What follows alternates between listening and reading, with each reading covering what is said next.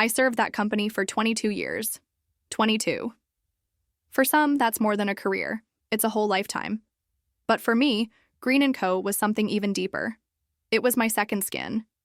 Every corner of that headquarters in Colombia had a little piece of me. I was hired when computers still occupied entire desks, before apps, before big international contracts, and before the so-called digital future. I grew with the company. I watched colleagues' children being born, departments restructuring, crises and fresh starts. I was more than just a senior professional. I was a foundation, or at least I believed I was. On the morning everything collapsed, I arrived early, as always. The sky was still gray, and the streetlights on Huger Street cast long shadows on the building's facade. The familiar smell of the lobby wrapped around me like an old blanket. Warm coffee, printer toner, and that faint cleaning scent only custodian Darlene used. I went up to my floor, balancing my cup of black coffee in my right hand and a worn leather folder under my arm. Inside it were the updated spreadsheets for the Langford Industries contract, a multi-million-dollar project I had been leading for almost 9 months. The cherry on top, my most meticulous work, made by hand. But on that Friday, something was wrong. The elevator doors opened on the 7th floor, and the air seemed different, stagnant, as if the air conditioning had stopped working. My shoes hit the navy blue carpet firmly, but instead of greetings or smiles, I received only brief and diverted glances. A technician pretended to fiddle with a wire in the ceiling. 2 marketing analysts pretended to review a presentation in the lounge. No one looked me in the eye. No one greeted me. I felt the knot form in my throat. "Good morning, Clarissa," I risked as I passed the HR reception. The young woman with red hair and an easy smile, who used to offer me oatmeal cookies every Wednesday, didn't even lift her eyes. She simply murmured, "Good morning, Mrs. Calloway." Mrs. Not Ashley, not Ash. It felt as though the ground had shifted half a centimeter. I settled into my cubicle as usual, turned on the computer, took a deep breath. There was work to do, and if something was wrong, it would soon be clarified. That's when my phone rang. Internal number. Caller ID, Executive Office. I swallowed dry. "Ashley Calloway, good morning. Could you please come to Mr. Albert Green's office?" said a neutral, almost robotic voice. It was Amy, his new assistant, cold as an answering machine. I grabbed my folder, straightened my posture. I remembered when I carried Albert in my arms at 8 years old during a company's end-of-year event. Now, at 32, he wore tailor-made suits and a haircut that cost more than my credit card bill. 3 weeks earlier, he had taken over as CEO, a legacy from his father, Richard Green, who had stepped down due to heart complications. I entered his office. Albert was facing the window, looking at the city through the large smoked glass pane. The morning reflected in the mirrored facades of the neighboring buildings. He turned slowly, like a rehearsed character, a slight smile and a strange gleam in his eyes. "Ashley." "Albert. Good morning?" He pointed to the chair in front of the desk, but didn't sit. He walked to the small bar in the corner, grabbed a bottle of water, and filled 2 glasses. He placed one in front of me without looking me in the eyes. "We're going through a restructuring." The silence that followed that statement was cutting. "Your position will be terminated immediately." I swallowed dry. My hands trembled slightly, but I managed to maintain my tone. "Excuse me? Albert, this must be some mistake. I'm the manager of the Langford account. Without me, you won't close that contract. They only speak to me." He finally looked at me. His eyes had something plastic about them, too polished. No remorse. No emotion. "Langford is a client. You were an employee." The world went silent for a moment. It was as if I were underwater, hearing everything with a muffled echo. I wanted to laugh, nervously, angrily. "This is crazy. I know every number in that contract, every clause. I set up the bridge with their board. You're going to throw it all away for ego?" He stepped toward me, placing his hands on the edge of the desk. "You're efficient, Ashley, and predictable. But this company needs people who know how to navigate the new market. The old leadership style has expired." My throat burned, His words cut through me like glass. "You're doing this because I challenged you in last week's meeting, aren't you?" He smiled faintly. "You confused honesty with loyalty. And loyalty, Ashley, is a currency you no longer have." That's when I understood. This wasn't a termination. It was an execution. Calculated, personal, and cruel. I was escorted by the assistant to the elevator. No prior warning. No chance to say goodbye to my team. Just the cold sound of my own footsteps. As I passed the reception on the 7th floor, I noticed something. 2 data analysts, Ben and Jared, the guys I interviewed a few years ago, were leaning toward each other, speaking in hushed tones. When they saw me, they froze. They pretended to look at a graph on a laptop. But I heard. I heard it clearly, a whisper between them. "He ordered the original versions to be erased. But there are still traces in the logs. Ashley will find out. She's smart. It's over. She's out." I stopped, turned my face slightly, pretended I hadn't heard. But my heart was racing. Erased versions? Logs? They were talking about manipulation, about data, about fraud, and the name that hovered over all of it was Albert Green. Something much bigger was going on, and for the first time in 22 years, I was on the outside.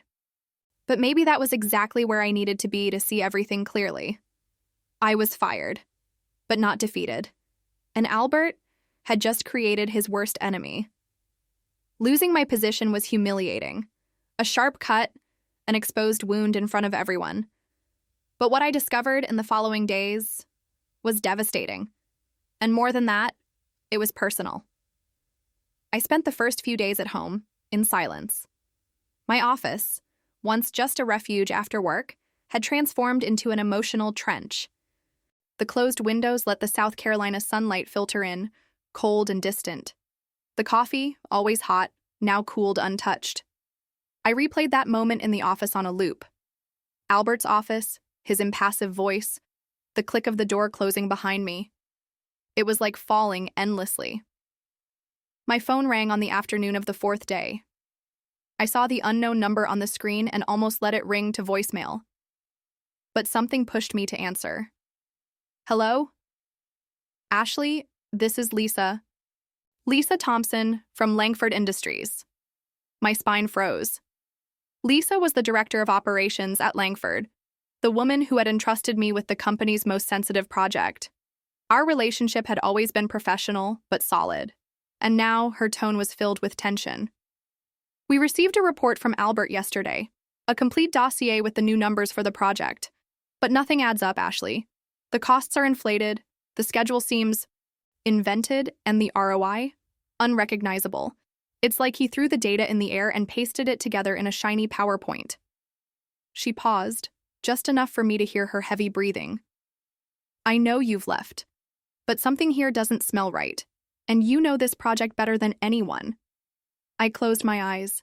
A mix of frustration and adrenaline started pulsing through me. "Lisa, I promise you one thing. Give me 2 days. 2, and I'll show you the truth. Ashley, if this is really what it seems, he's not just lying, he's committing fraud and putting our names on the package." We hung up with a thick silence between us. There was no more time for lamenting. From that moment on, I had a mission. I returned to the old ritual. I put on a sweatshirt, tied my hair back, and sat down in front of my laptop.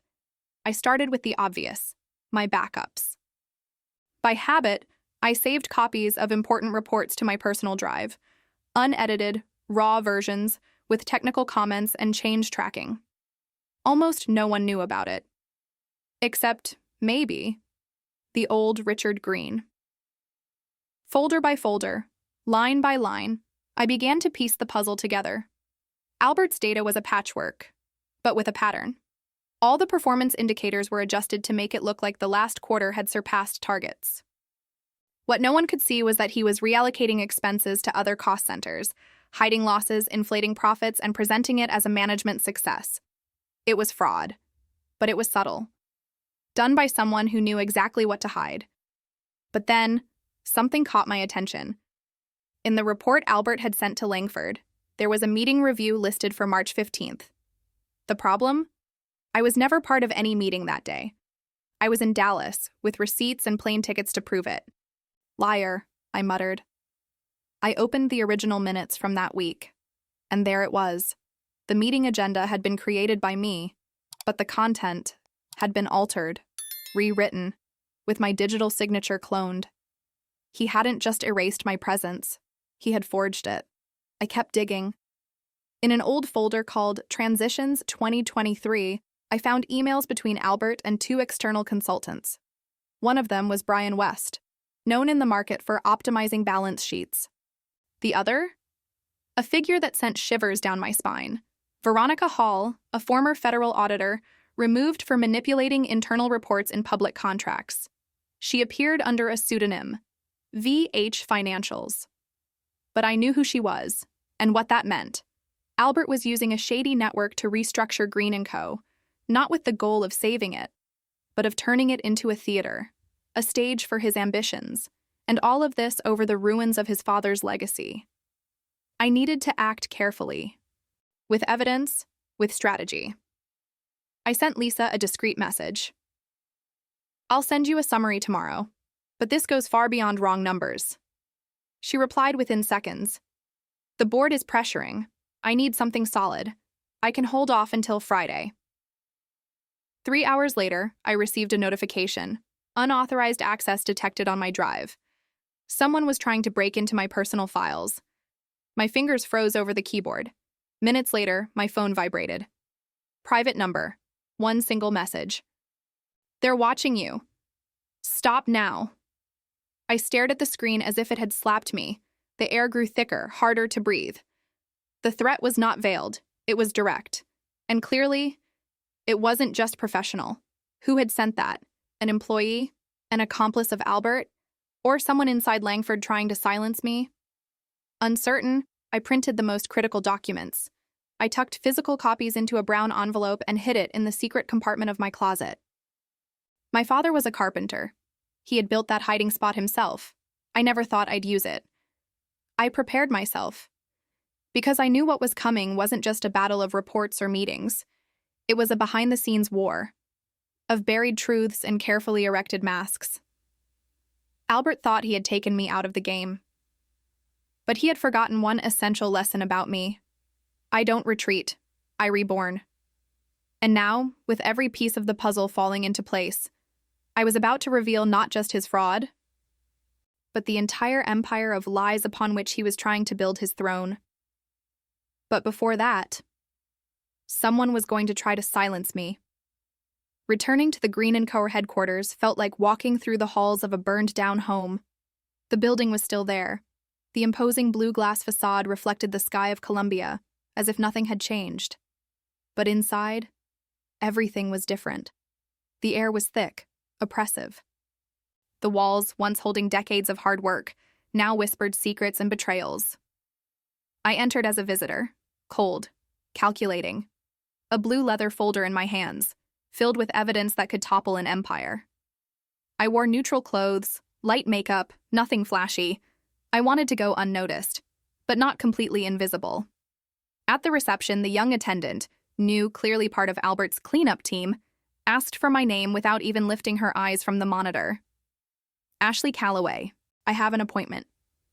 She typed a few keys, hesitated for a second, and said, Mrs. Thompson will meet you outside the building, for security reasons. Security? Something told me that protocol wasn't Lisa's idea. As I waited in the lobby, a few familiar faces passed by. Some too busy to notice me, others staring as if they were seeing a ghost. But Darren from finance, one of the few with whom I'd shared more than reports and cold coffee, passed by slowly. His gaze was serious, and as he walked by, he whispered, The company's not the same, Ash. Be careful. There are people here who don't sleep at night. Before I could respond, he had already disappeared into the gray carpeted hallways. The glass door opened. Lisa was waiting for me outside, at the foot of the stairs, with her sunglasses pushed up to the top of her head and a blazer that barely hid her nervousness. She was tense, her shoulders rigid, jaw clenched. We walked toward the south parking lot, where we knew the cameras had blind spots. And there, under the shadow of an oak tree that must have been there long before the company's foundation, I opened my folder. One by one, I showed her the original reports, with metadata, dated months before Albert's official versions. I pointed out the inconsistencies, duplicated expenses, contracts with ghost suppliers, altered dates in emails. And then, the final blow, a spreadsheet with Langford's real margin numbers, exported by me 2 days before my resignation. Lisa examined each document with growing unease. Her fingers trembled slightly as she flipped through the pages. When she reached the last envelope, she stopped. Her eyes welled up. She took a deep breath, removed her sunglasses, and stared at me. "He used your name, Ashley. Used your signature to validate the numbers. This contract was sent with your digital stamp, with your email." My stomach sank. He forged my signature? He used my identity to defraud an international deal?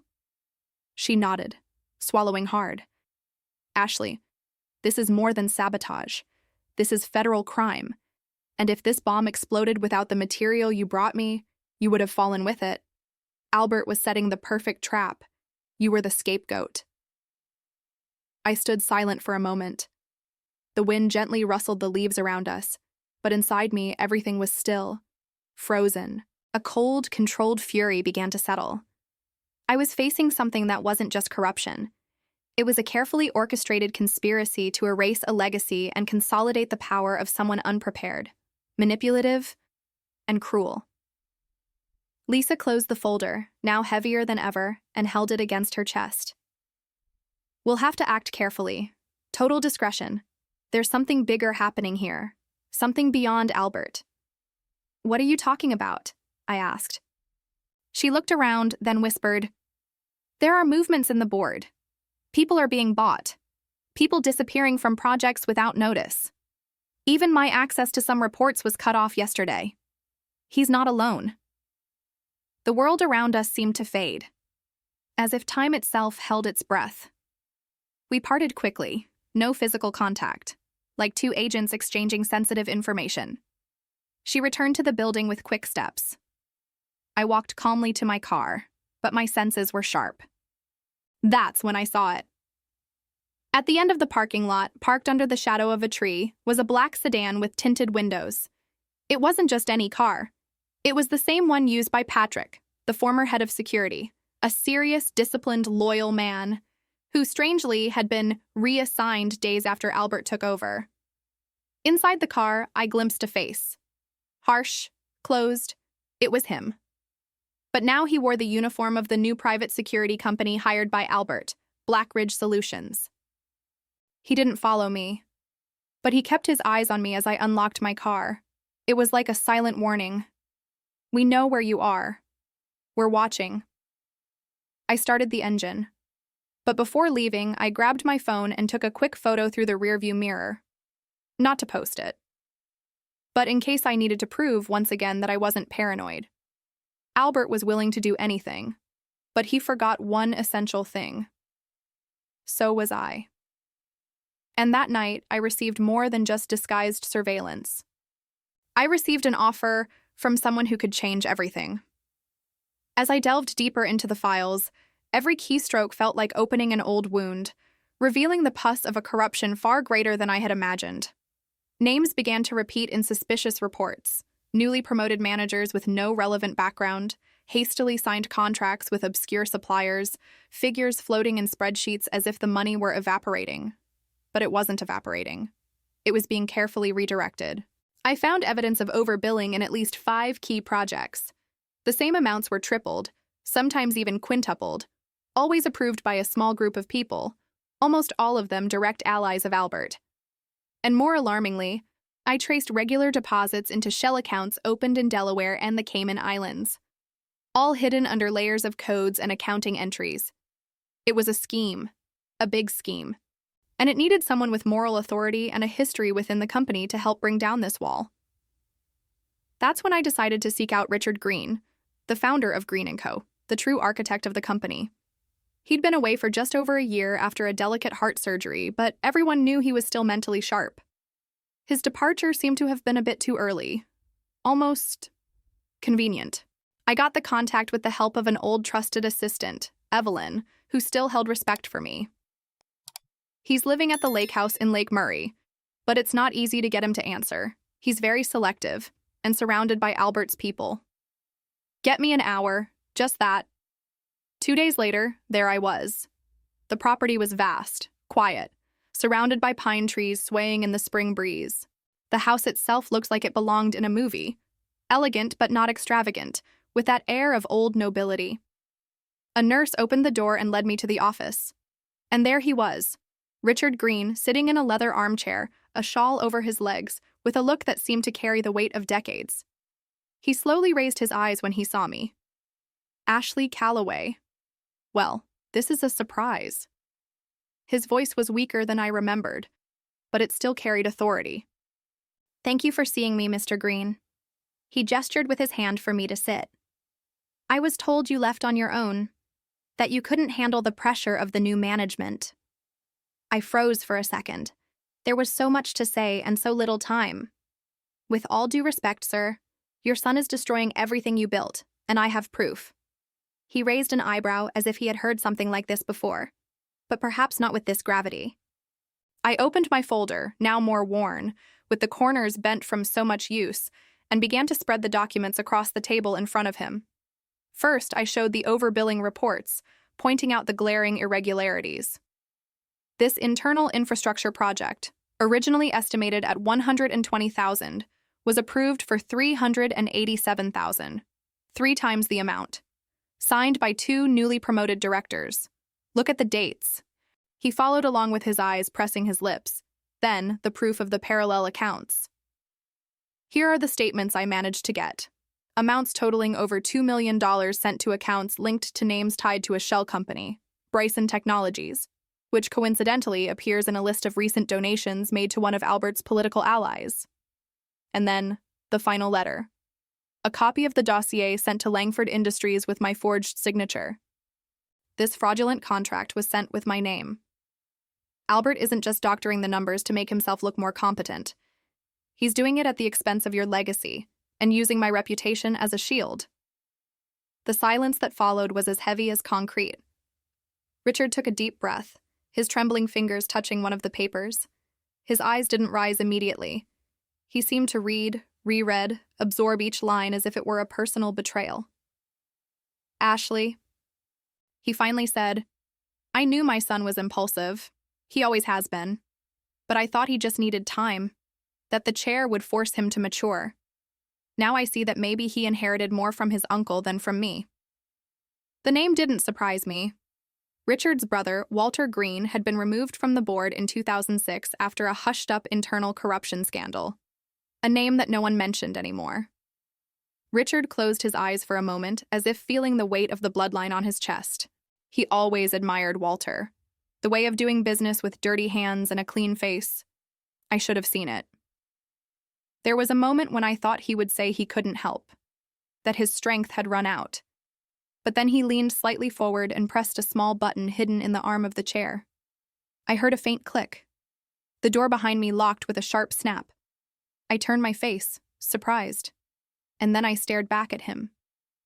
He was now looking at me with an intensity I hadn't seen since the old days, the days when Richard Green ran meetings with just a glance.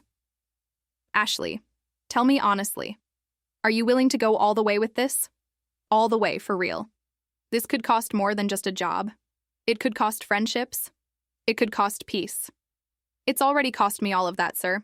And if I stop now, they'll bury me as an accomplice. He nodded slowly. Then he turned to a drawer beside the armchair, unlocked it with a key, and pulled out a thick envelope, sealed with wax. This here are old reports, personal files, and correspondences I never trusted to the cloud. You'll need them. He handed me the envelope. But before you take any steps, Ashley, I need you to talk to someone. Someone you may not trust at first, but who has just as much to lose as you. Who? He leaned closer and whispered the name. I froze. It was someone I never expected to find on my side, and when we finally met, I discovered that Albert wasn't the only one playing dirty. We acted in the dark. Like soldiers in enemy territory, every step had to be silent. precise, and invisible. Richard, despite his fragile health, was more lucid than ever. His eyes carried the contained fury of a man who had seen his legacy almost devoured by his own blood. He knew he could not return to running the company. His heart couldn't withstand another battle, but he also knew exactly who he could trust for his retaliation. Ashley, I'm going to appoint a trusted lawyer, someone who has worked with me for 20 years away from the spotlight. He will begin a silent internal audit with limited powers to avoid raising suspicions. But the name that will appear as the whistleblower will be yours. I understand, I replied, firm, despite my stomach churning. Put my name on it. If I fall, let it be with the truth. You won't fall, he said. You'll bring them down. And thus began the second phase, the silent phase. Subtle, deadly. The lawyer, Gregory Shaw, was meticulous. A man with a soft voice, sharp eyes, and hands that always trembled slightly. Not from fear, but from contained anger. He scoured every inch of Green & Co.'s recent finances, leaving no trace. He entered as a tax optimization consultant, but what he really did was open the black boxes that Albert thought were sealed forever. Meanwhile, inside the company, Albert went into full control mode. The walls of the company breathed tension. Colleagues began to be quietly fired, first the older ones, then those with any link to the old board. The corridors felt like a quarantine hospital. Whispers, evasive glances, doors closing too quickly. No one trusted anyone anymore. Albert took center stage with a fiery speech, broadcast via video conference to all the company's units. We're cleaning house, he shouted in front of an uncomfortable audience. We're cutting the past to build the future. This is the birth of a new era at Green & Co. I stood still in front of my computer screen, in the small room I set up at home since everything started. A portrait of cynicism. I was the past he wanted to get rid of. But the past, when well-informed, knows exactly where the bodies are buried. Gregory compiled the audit data with surgical precision. Accounting frauds, overbilling, shady contracts, money laundering. Numbers, dates, names, all organized in a sequence impossible to ignore. And at the center, always, Albert. He still tried to resist. As soon as he learned about the movement, he leaked an internal memo saying the investigations were slander planted by disgruntled former employees. He directly mentioned me, without naming me. Some people can't stand becoming irrelevant, so they try to destroy what they can no longer control. It was the victimization card, but the numbers don't lie.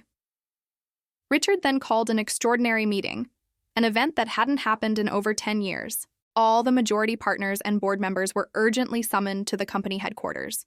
The meeting room was hastily prepared, but the atmosphere was that of a courtroom. I entered the room with trembling hands and a heart on fire. Gregory presented the data. Every slide was a stab at what remained of Albert's authority. The documents were projected on a huge screen. Comparative spreadsheets, forged signatures, cross-transactions with fake names, offshore accounts. Silence. A silence that roared.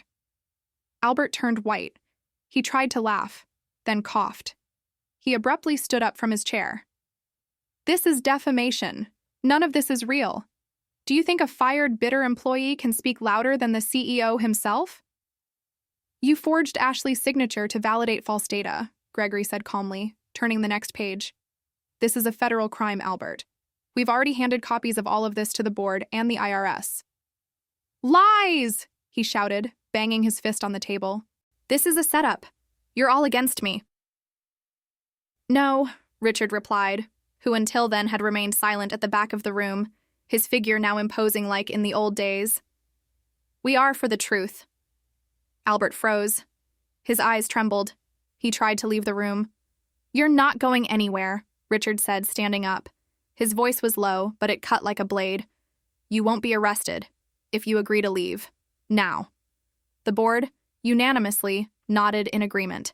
The verdict was sealed. Albert stood still for a few seconds. Then, without a word, he grabbed his blazer, threw it over his shoulder, and headed for the door. He passed by me, stopped. The tension in the air was unbearable. I stared at him. He looked at me like a cornered animal. And then he whispered, with clenched teeth and venom in his voice, You think you've won. But power never disappears, Ashley. It only changes faces.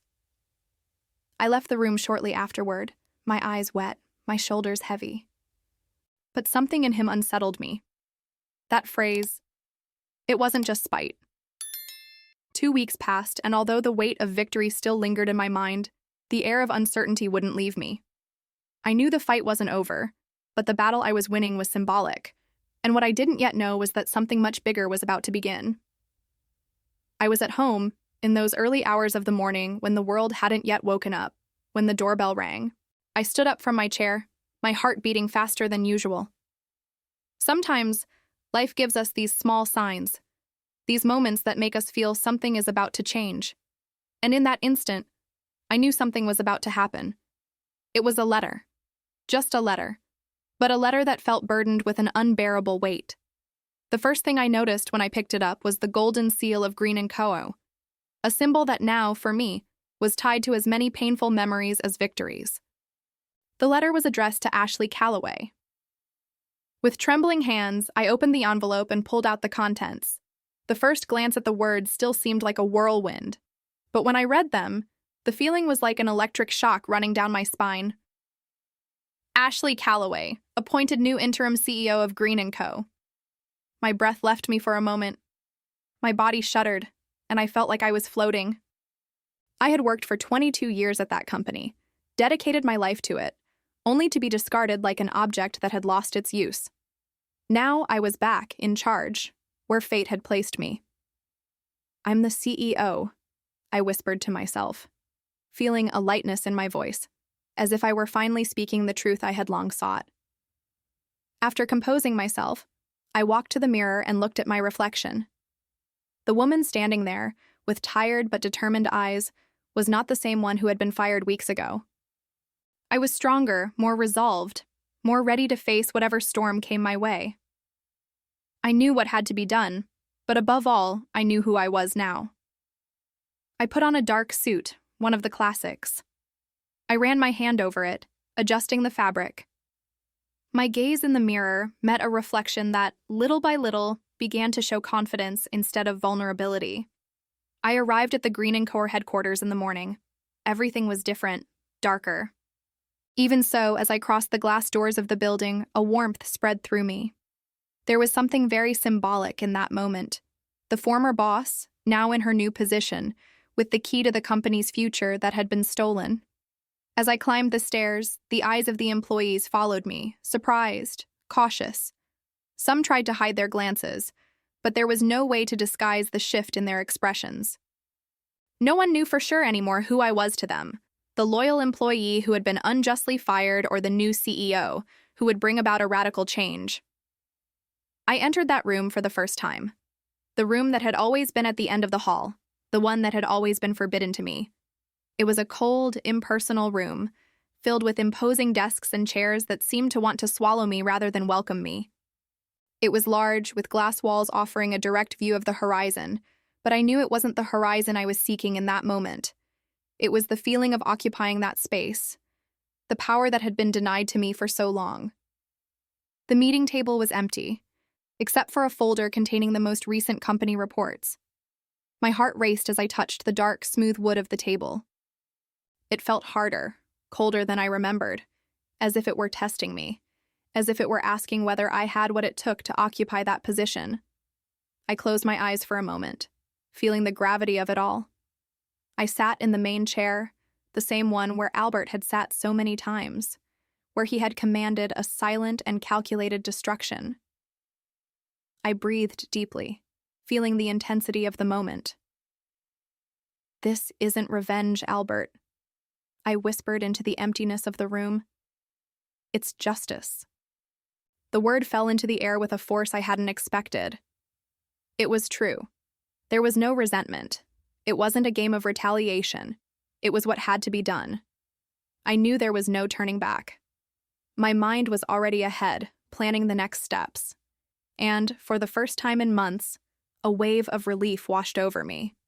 A smile appeared, almost imperceptible, but genuine. It showed up without me even realizing it. I stood there for a moment, alone, appreciating the silence of that room while, at the same time, silently celebrating the victory. I didn't need applause. I didn't need immediate recognition. The real reward was in the control, in the truth I had sought and now possessed.